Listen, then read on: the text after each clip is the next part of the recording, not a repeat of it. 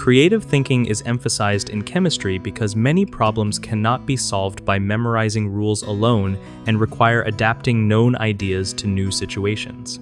Think of chemistry like using building blocks to make new models.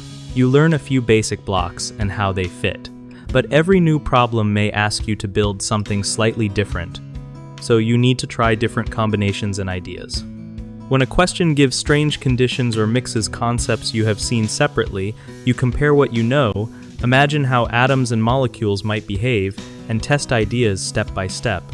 Sometimes you draw pictures, write equations, or run a quick thought experiment to see which approach makes sense, and then you adjust if something does not match the clues. Creative thinking helps you connect ideas like conservation of mass, energy changes, and reaction patterns so you can find a path to the answer even when the problem looks unfamiliar. Students often try to apply one memorized method to every question and get stuck when it does not work. So a quick tip is to pause and ask what the problem is really asking before choosing a method.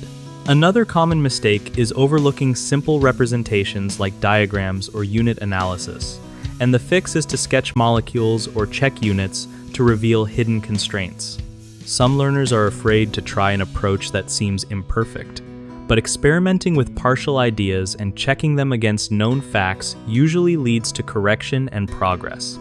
Visit www.gumballdegree.com to find more videos and resources on using creative thinking to solve chemistry problems.